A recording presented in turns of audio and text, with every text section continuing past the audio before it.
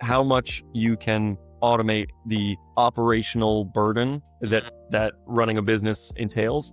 As a small company, we've run into challenges with manual processes going from the sale to project management to onboarding, going over to finance, all the things that are associated with scaling a business from one client to 100 clients. I think being able to immediately solve for that overnight maybe that's a little short-sighted, solve for problems that we have, challenges that we go through today, set our stage so that as we continue to double the size of the company, that scale has already been accounted. Hello, everyone, and welcome to the Business of Learning podcast. My name is Joao Camargo, and my guest here today is Chris Bonsall, who is the VP of Revenue at Navigate. Chris, thank you so much for being here today, and of course, welcome to the podcast. I appreciate you having me. I'm excited to have this conversation. I am as well. I would love to start off with you just sharing a little bit more about yourself, a little bit more about Navigate, who you guys are, who you help, and any further context that you want to share with the listener who might be hearing us right now. Yeah, I appreciate the opportunity. So my name is Chris Bonsall, as you mentioned, and my history is I spent about 10, 15 years in the eye care space, working with practices to find them the perfect EMR, the electronic medical record software. And I found out pretty quickly that doesn't exist. So I left that space because I just was never fulfilled, never really worked with a practice or a buyer that I felt like at the end of the day would call me and thank me for what we offered to them. So I was approached to help run this early stage organization called Navigate 3.5 years ago that I feel like could be a disruptor in the industry. And so in the last now 3 years, we've grown this company. We work with ophthalmology practices, particularly cataract surgeons, to help them educate their patients using the human approach. So we kind of looked around the industry and saw practices educating their patients through forms of one-way communication and automation. And I think you might agree with me. There's no such thing as a bad automation or AI. They all serve their purpose. They do a lot of really great things. Yeah. But particularly in the healthcare ecosystem, I think there's been this over-automation of certain things that require that human element. And I think we're trying to help practices kind of get back to some of that as well. Amazing. Thank you so much for sharing that. I'd love to just get a little bit of clarification here because you said more specifically the surgeons themselves. And this is just for anyone listening in. Is it only the surgeons in which you guys are working with or any professional in ophthalmology that you guys are able to help and do help? Yeah, we look at the surgeon as our client, right? Our direct client, because they're typically the one that is doing the majority of the education. But we find that the value we drive, it helps support the practice. And so that could be, and we've all been the consumer end of some sort of healthcare visit, right? You get the front desk person when you check in, you get the technician or the nurse that helps. I understand. Our education helps reduce the burden on typically every member of that team at some point. Because the way we look at it is no matter what specialty of medicine, no matter what disease state you're going to learn about, education should be happening at every step of the process. And now, so even more than ever with today's digital world, education happens even when you're not in the practice, right? You have access on your phone to go to a practice's website. So we feel like we're driving value for everyone in the healthcare continuum, but the surgeon is the end all be all kind of the top of that pyramid. No, that's awesome. Yeah, thank you so much for sharing that, and it makes a lot of sense. I was just trying to understand. Hey, when we're looking at this from a more outsider lens, as we are, as opposed to you who are working internally, who is that? How does that actually function? So thank you for sharing that. You said the words.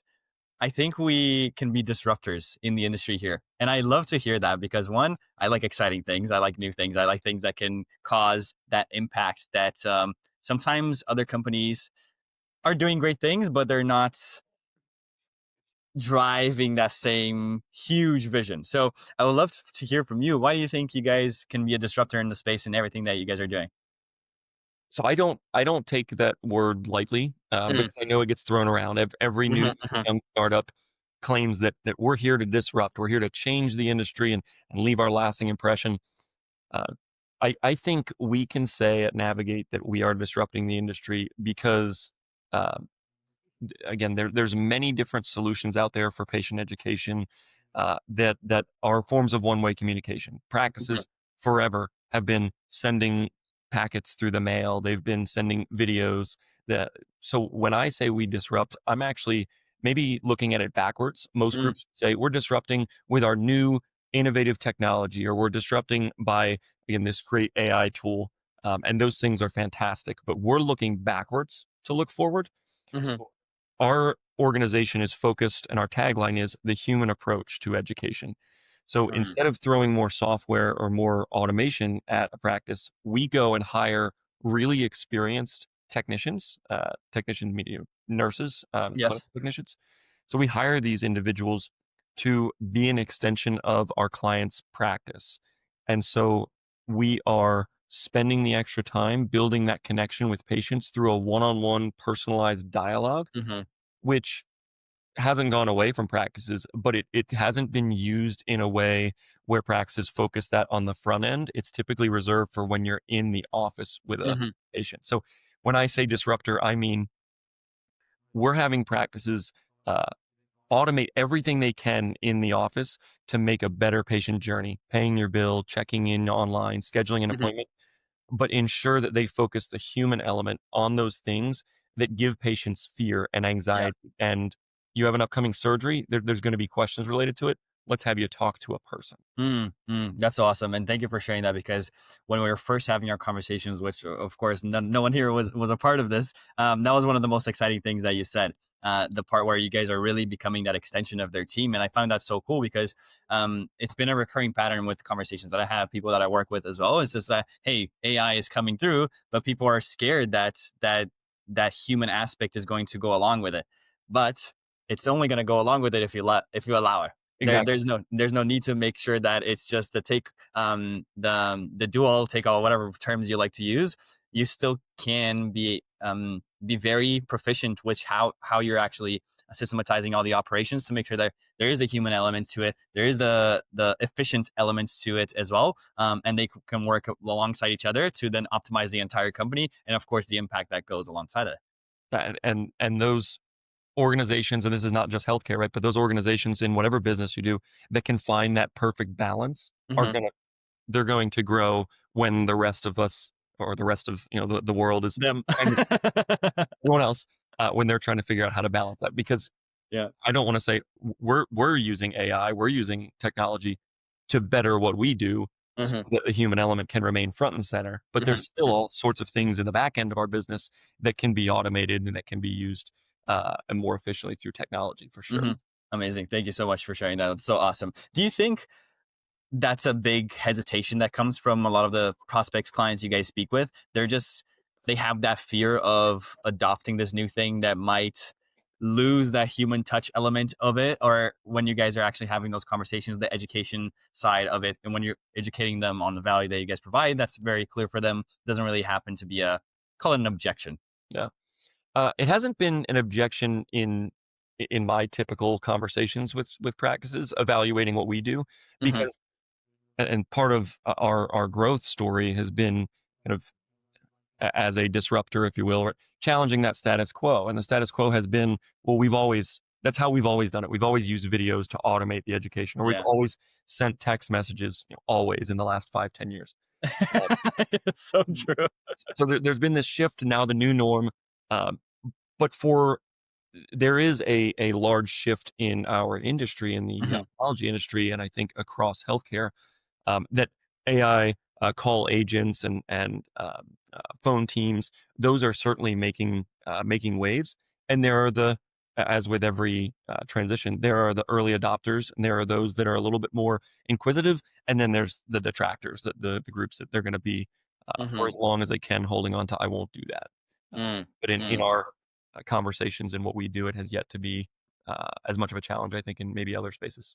Awesome. Great to hear. I would love to shift the conversations here, Chris, onto Navigate itself Yeah. in what you guys are doing in the growth coming through in the vision that you have. I think I always have this internal conversation with my team is whenever I have someone on the podcast who is very tightly related with revenue growth or just that side of how do we get this company to just actually get to that point where everything is good, we can scale, everything is much more optimized. So always the chief growth officers, chief revenue officers, VPs of revenue, all those people, I love to talk to them, Yep. and you happen to be one of them. So I'd love to hear from your side of things when you're looking at that growth, when you're looking at the predictable revenue coming through, all those things that you guys that is always a target for most companies, I would say. What are some of the obstacles alongside that come with those? Because I think in this podcast, something that I always love to highlight is that businesses is not just sunshines and rainbows. There's Yeah. many potholes and hurdles and ponds to hop over. So I'd love to hear from you some of the challenges and hurdles that come alongside the achievements that you guys want to get to. Yeah. We're a service based company, right? We're not a, as I mentioned, we're not a SaaS company. We are people doing good things in a repeatable process, and with that, there come a lot of challenges. We we know we're not an inexpensive solution, right? Mm, We're hiring people or outsourcing certain labor roles in a business is always going to be more expensive than an automated tool or some sort of software. So that comes with challenge number one. If we feel like we're truly going to be an industry shift, how do we get practices to be willing to part with their hard-earned cash, particularly in an environment where insurance reimbursement, Medicare reimbursement is constantly on a decline. These mm, practices are having to do more to earn the same amount of dollars, and then we're asking them for a larger chunk than they're used to for something they haven't historically done. So we took all of those things together, and we knew we're going to have to grow really slowly, so that when we're ready and when the industry is aware of us and is ready, then we can grow quickly. mhm, As a service organization, we tried to slow it down even further because we knew reputation could kill us if we mm, didn't hit the mark. So we grew very, very thoughtfully. We identified our ICP, right? We knew who our ideal clients were. And then we got even more selective. And for our first few clients in our first 12 to 16 months of true commercialization, when I joined the organization back in I guess it was 2022, mhm, we wanted to be very, very selective with, do we know that we're going to drive value for these partners of ours uh, that we can track, that we can scale? mhm, Because if we started partnering with anyone who would give us money as an early company, that would have been really great until we dropped the ball, missed the mark, and mm, our reputation would have been shot and we wouldn't have been able to grow. So, again, our, mhm, our focus on the obstacle of, yes, you want fast growth, but focus on quality over speed. So mhm, we lived that space for about 16 to 18 months, where we uh-huh, saw steady growth, but very, very cautious growth. We added people and scaled the business as mhm, necessary, built out our foundations of how we were going to scale not mhm, only our data team and the ability to review data, mm, but also our service team, and built the right structure there. mhm, So that at the 18-month, almost 2-year mark, it was, let's pull let's pull back the curtain. Let's do a real kind of public offering here, and let's start to grow. And so we really saw that uh, it kind of paid us back in spades a little bit, that we took our time, and then we had clients that we could use as references, because that's the yeah, biggest yeah, obstacle for new yeah. The clients. foundation was laid like perfectly, right? Exactly. We had proven case studies. We had social proof. We had practices willing to go out and talk to others and explain that, hey, you should think about this differently. And Navigate's a great organization to help you scale your business. Mhm, And so again, yeah, laying that foundation, we were able to identify those obstacles kind of in advance, yeah, and proactively address them just by huh. slowing our growth a little bit. That's awesome. Was that something that you took from experience in a previous role and of course try to embed it in what you guys are doing now? Because I think that patience is a skill for a lot of patience is a skill that a lot of entrepreneurs could improve on. Um, so is that something that just, hey, from all these things that you've been through in your own experiences, and I'm assuming some of the team as well, as you guys were making projections and visualizing the future, is that something that you took from a past career and then put it onto Navigate itself?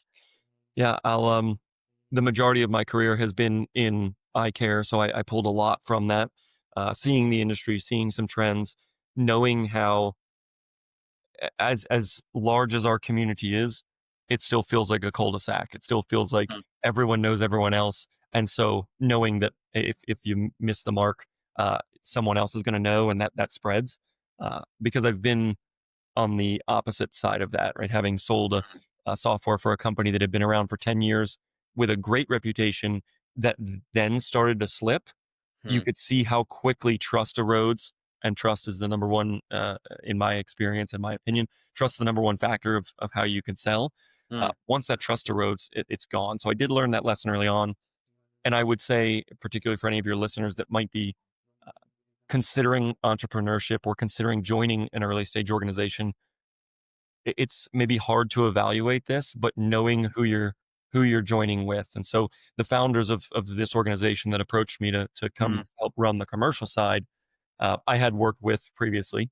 I knew who they were. I knew uh, kind of their philosophy, but I mm. knew that they could trust me as well. And so when of course in the first year we built out forecasts and built out what the 3 year, 5 year Yeah, plan, yeah, yeah. what our valuation is going to look like, when uh, we can get really aggressive, but also we can push back and take a moment. And I know Mhm, that them trusting me and me trusting them, we could have mhm. vulnerable discussions to say, hey, but maybe we need to push this out a year because we know we need this year to build that foundation. So Mhm. uh, it's part that experience, but even if you had that experience, you could have a group of founders that say, I don't care about your experience. We need to grow 100% year one and 100%. Yeah. It becomes difficult. So it's Huh. that nice balance of having the right team culture structure to go along with that learned experience. Yeah, no, that's awesome. Thank you for sharing that too, because if patience was something that most entrepreneurs, and I think this is at, I mean, I'm not at the stage that I like to be at, as I'm sure for most entrepreneurs, there's always like chasing the next goalpost, right? But I think even at every level, be it at a million, 10, 100, I don't care what it is. And if I'm wrong here, someone who's at 100 million, please let me know. Like I'm all ears. But I think patience is definitely, I would call it top five. Just knowing when to really swing and knowing when to take that step back and be precise with the actions that are taken. So that's really awesome. Thanks for sharing that too. I also wanted to ask a question that I ask almost everyone that I have on the podcast here, Chris, which is this. Let's say you had a magic wand and you could wave this amazing phenomenal wand to solve one challenge, one obstacle, pain, whatever you like to call it internally. That would allow you to hit all your impact goals, of course, but all the growth goals, all the revenue goals, all their client acquisition goals. I think as business leaders, oftentimes we're trying to prioritize so many things and trying to put out a million different fires and solve all these things and systematize all those others. For this one, you just get one. You solve one thing, all that those goals happen. What would you want to solve? One goal internally, Yeah, one challenge, obstacle, whatever it might be. yeah, one challenge. I'd say accelerating some of the automation, Mm, and that sounds like it might go in the face of what I mentioned earlier, but I want to call back to outwardly, everything we do is personalized human approach, but inwardly, same with our clients, same with your client, how much you can automate the operational burden that mm, running a business entails. mhm, As a small company, we've run into challenges with manual processes going from the sale to project mm, management to onboarding, going over to finance, mhm, all the things that are associated with scaling a business from mhm, one client to 100 clients. Uh, I think being able to immediately solve for that overnight would, and maybe that's a little short sighted, but it mm, would solve for problems that we have, challenges that we go through today. But I mhm, also know that it would mhm, set our stage so that as we continue to double the size of the company, that scale has already been accounted for. mhm. It's almost like putting that second level of foundation now on top of the first foundation, right? Now, because since that one is set, great, you have all these things that you can utilize. Okay, now how can we make sure that whenever we're getting people through marketing, they get handed off to sales, and then the sales gets handed off to projects, and then projects, customer success, and it's just like it's a positive loop cycle that helps each other. Yeah, or we've laid the foundation. Now let's put the shingles on and let's put Yeah, the exactly. on and make everyone that we employ more efficient with their time because we've found the culture fit. We found Hmm, hmm. the service runs the way that we expect it to, drives the value we expect it to. Yeah. How do we make sure that nothing else is in our way from a manual process No, standpoint? that's awesome. Yeah, and then the shingles one was a much better analogy than me. As you can tell, I've never built a house in my life. Once you set the foundation, there's no second foundation. So that was much better. Chris, I have one final question for you here, which is actually not a question from me. It's a question from our last guest to you, and they had absolutely no idea who you are. So here's the question. You ready for it? I am. I actually think this is quite fitting. Sometimes it's not fitting, but I think it's actually quite fitting to what we've been discussing. So here it is. When you finally got to the point where you have a very well established business and you can pick and choose what clients you work with, what are the attributes you look for to decide when to fire a client? Wow. Very fitting, and very timely, actually. Mm. It's and I don't know, if maybe a former client of ours is a listener here would be um, again, as an early stage company, we were really selective, and then we grew, and maybe we uh, chased revenue Hmm. quicker than or over quality of ICP fit. And so we have had experiences where we've had to identify a few months after bringing a client on board, we're just not driving the value that we thought we would for Mm. whatever reason. Could be a poor business fit, could be an improper meshing of their tech stack, our tech stack, whatever it is. And so this happened very recently. We did mutually part ways with a Mm. client of ours. It's only happened twice in the history of the organization, so I'm sure it won't be the last time.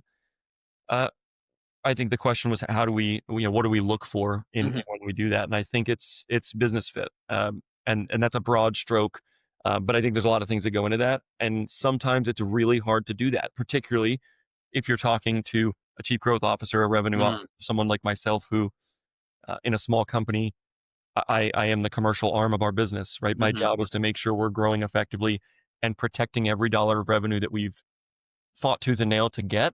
Yeah, yeah, So it's hard sometimes to look at yourself and say, did I do a poor job yeah. managing expectations and or identifying an appropriate business fit? Uh, Hmm. if it's that you cannot drive the value that you committed to driving early on, then I think you have to have a difficult Hmm. conversation with yourself and say, I'm going to have to, we're going to have to shake hands and walk away. Hmm. For Hmm. us, it's not entirely altruistic. I don't ever want to take money from a business unless I feel confident that we're going to drive value for them. Yeah. The selfish part of that as well, as I mentioned at the beginning, is we operate in a somewhat small industry. And so if I'm doing that and I'm not driving value for them, that word does get out. So I would much rather Mm. part ways as friends and say, hey, Hmm. we both gave this a really good shot. I think you all would be better off without us and we can focus our time elsewhere. Mm. And again, mutually part ways in an effective Yeah. And, business. and that sounds also like you're not only looking to the client and the partner. I love how you frame that as partners. By the way, that's something that I always love to do.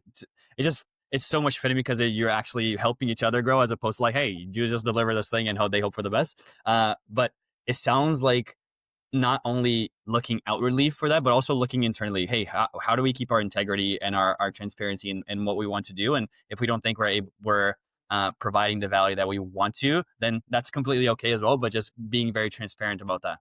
Yeah. This is going to sound probably very cheesy, I think, but when I Okay. joined the organization, there was actually a discussion that I had with the founder of what did I want my title to be. Uh, Mm. and instead of VP of sales, which is the most obvious choice, I think, for the role that I was Uh-huh. taking on, uh, we agreed upon vice president of revenue generation. Hmm. And I look at that mutually. I look at that as I'm, of course, trying to navigate revenue to my Hmm. business, but I take it very seriously that I'm also trying to generate revenue for my clients. That's the Hmm. partnership level, right? It's I Mm. am the vice president of revenue generation for both entities. Mm. Time that we are agreeing upon a deal, agreeing upon a business partnership. And if we're not doing that, I failed to do my job. I failed to drive revenue for them, and I'm taking their money, so I'm driving revenue for us. It doesn't feel good, and Mm. that's not a partnership. So, yeah, I think even just simple word choice sometimes is really important. Wow. Chris Bonsall, ladies and gentlemen, thank you so much for your time. I really appreciate you. Where should people go if they want to learn a little bit more about you and also, of course, a little bit more about Navigate as well, Chris? Yeah, thank you for the opportunity to learn a little more about me. I'm very active on LinkedIn. I think that's where we see a lot of our traction. So, Chris Bonsall on LinkedIn, I can get you a link. Our company's organization, or our company's website rather, is navigatepatient.com. And then we also have a business page on LinkedIn where we post samples of calls from our patients, testimonials from clients, so you can learn a little bit more about what we do that way as well. Amazing. I will leave as many links as I can down here below if you want to check that out. And if you enjoyed listening to this conversation and you want to hear more conversations like this, please hit the subscribe button and I will see you on the next episode. Chris, thanks again for your time. Thank you so much, Joe.